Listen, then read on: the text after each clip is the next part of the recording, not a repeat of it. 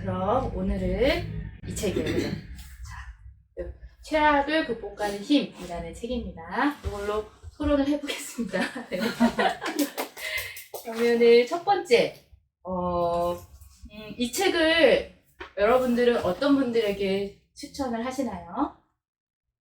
저는 우선 요즘 취업 시기잖아요. 그래서 취업을 준비하는 학생들한테 또 아니면 성인들에게, 청소년들, 지금 20대죠. 20대 후반의 사람들에게 추천하고 싶습니다. 저희 같은 경우는 살아온 경험도 있고 좀 어려움을 몇 번 고비를 넘겨봤기 때문에 어떻게 대책을 세워야 되는지 아는데, 젊은 아이들은 아직 그 전까지는 부모님이 시키는 대로 다 살았고 행했고, 근데 이제부터는 스스로 헤쳐나가야 되는 그런 시기라 많이 힘들어 하더라고요. 그래서 저는 젊은 아이들에게 가족 중에 누가 힘들어 하시나 봐요. 우리 생각에는 최고의 스펙과 최고의 자격증이 있다고 생각하는데, 아드님, 서울대 나오신 아드님 얘기하시는 맞아요. 근데 본인은 전혀 그렇게 생각하지 않더라고요. 그래서 어제 같이 나가서 뛰었어요. 4km를.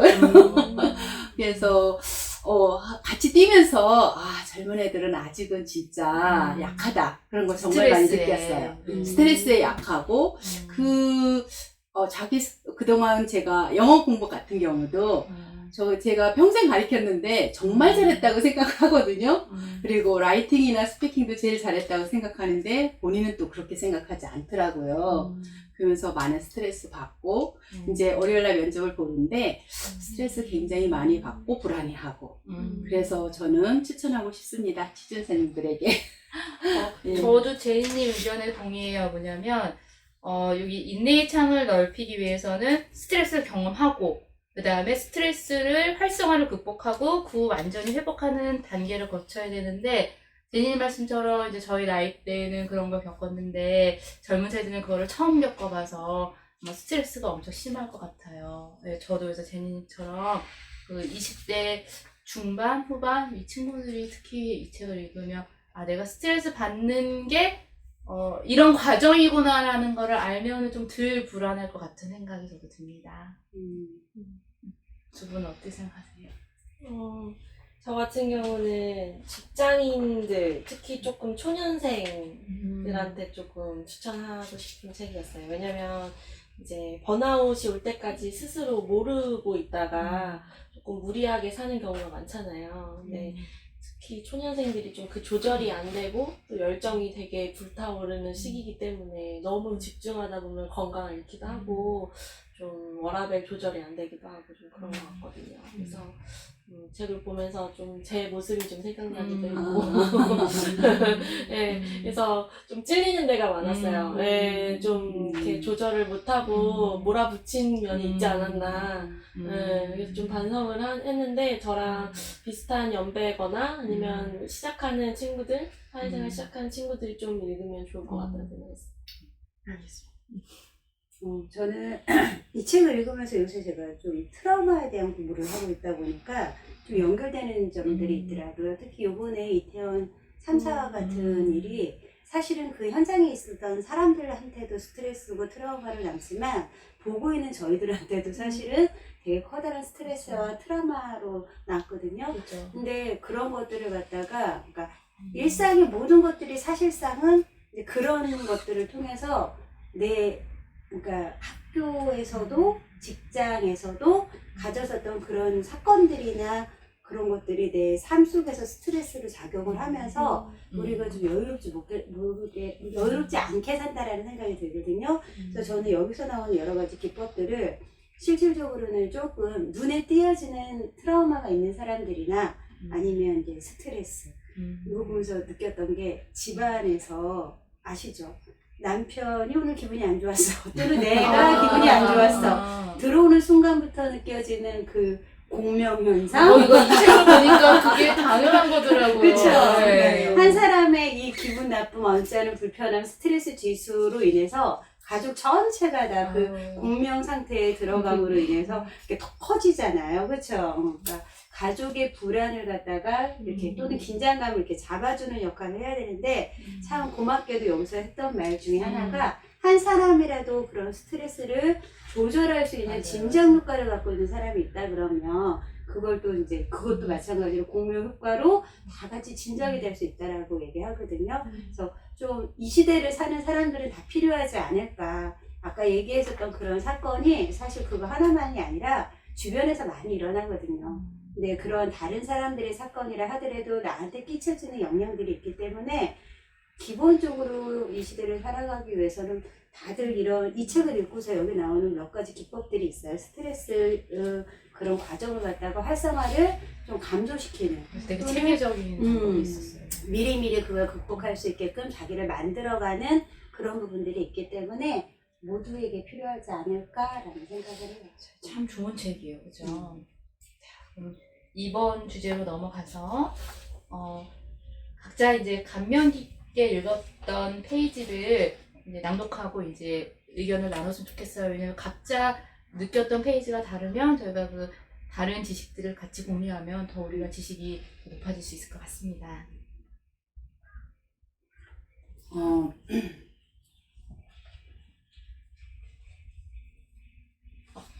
준비할 시간이 필요하시면 제가 먼저 할게요. 먼저 해주세요. 483페이지예요, 저는.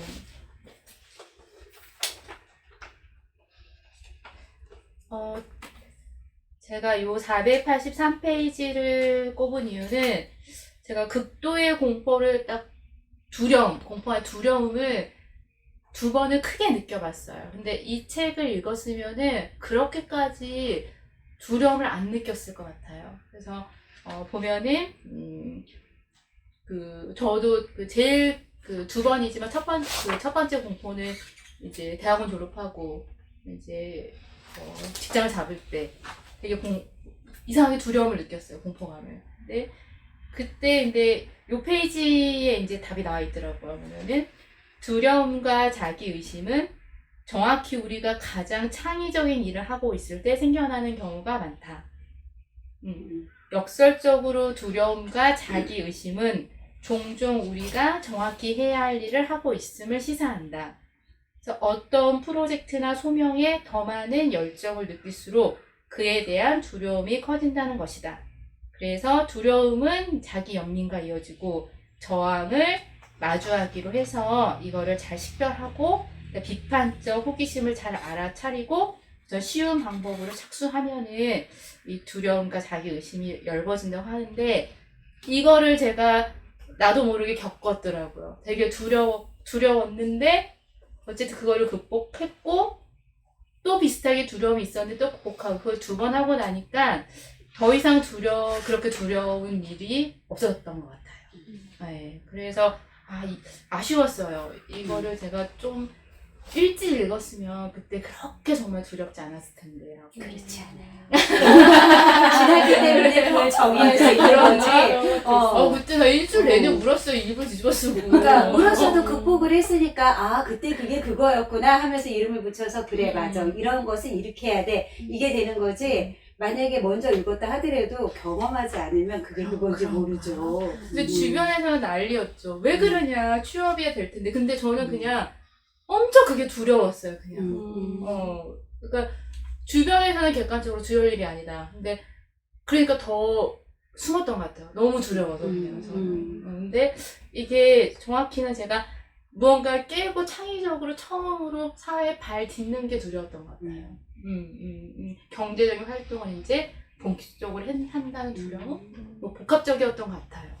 똑같은 얘기를 하는 것 같아요. 지금 저희 아들도 지금 똑같이 이렇게 내가 어떻게 돈을 벌지? 이 책 읽으면 달라지는 줄을 보면 알겠네. 이게 미리 읽어서 483페이지였죠. 저처럼 두려워하지 말고 저처럼 울지 말고 2주 다 울었어요. 나보다 일주일 더 울었네.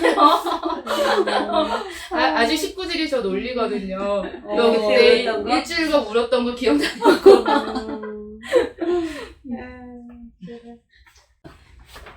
우리 체악을 극복하는 힘, 이 책을 읽고 내가 여기서 이거를 극복하는 힘이 어떤 것인가 먼저 찾았어요. 처음부터 순서대로 읽는 게 아니고.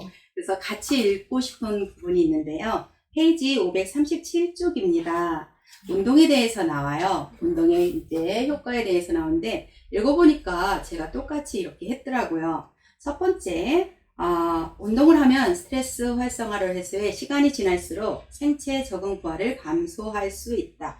특히 우리가 지혜날 연습으로 운동을 끝마칠 때 그렇다. 둘째, 운동은 우리 수면의 질을 향상한다. 셋째, 운동은 신진대사를 조절해 인슐린 저항성 대사증후군, 제2당뇨병에 걸릴 위험을 감소한다. 넷째, 운동은 면역체계를 강화해 감염을 퇴치하는 데 도움을 준다. 마지막으로 운동은 염증을 줄이기 위해 미세악요세포를 하향 조절해 만성 통증, 우울증, 과민성 대장증후군, 자가면역 질환, 관절염, 알츠하이머 등 염증성 질환의 위험을 감소한다. 이제 이렇게 얘기를 했어요. 여기서는 이렇게 얘기했는데 제가 느낀 거, 제가 살면서 제가 제일 많이 스트레스 받았을 때가 30대 후반에 제가 학원을 경영을 했어요. 하면서 잠을 잘 수가 없었어요. 왜냐하면 남편에 의존해서 막내딸로서 부모님에 의지하고 그 다음에 형제에 의존해서 항상 남들이 다 해결을 해줬는데 이때는 아무도 해결해 줄 수 없는 것들이 있더라고요. 운영을 한다는 거는. 그래서 제가 했던 방법은 새벽 5시에 일어나서 마라톤을 하는 거였어요. 10km를 매일 1시간씩 뛰었거든요. 근데 뛰고 나니까 뛰면서 자신감이 우선 생기고요. 그리고 저녁에 잠도 잘 자요. 왜냐하면 아침에 일어나서 그 희열을 맛봐야지 하는 그런 생각이 들었고요. 이렇게 1년 정도 하니까 자신감이 몸에 붙고 내가 이렇게 우리 학원을 운영해야지 하면 바로 실천이 되더라고요. 그래서 저는 많은 분들에게 이런 방법을 이 책을 읽고서 같이 한번 했으면 해요. 그래서 제가 저희 아들과 그저께부터 이제 3km 달리기 네, 하고 있어요. 10,000보는 항상 걷는 거니까. 그리고 운동을 좀 많이 하거든요. 제가 아침 9시 반부터 10시 반은 에어로빅을 합니다. 그리고 10,000보는 항상 걷고, 그리고 저녁에 아들을 위해서 아니면 나를 위해서 한번 뛰어보기로 했어요. 3km 되더라고요. 옛날에 그게 20년 전에 그 일이 생각나더라고요. 그래서 지금 2번째에서 100일 작전 해서 한번 들어가거든요. 그리고 한번 시작하면 끝까지 하니까 그러면서 이러한 힘든 거를 같이 극복해 나갔으면 합니다. 예. 여러분들도 한번 이런 거에 대해서 읽어보고 또 이 책을 읽어보고 한번 실행에 옮겨보세요. 운동에 네. 대해서. 네. 알겠습니다. 좋은 방법입니다. 알겠습니다. 두 분은? 네. 저는 469페이지를 나눌게요. 네.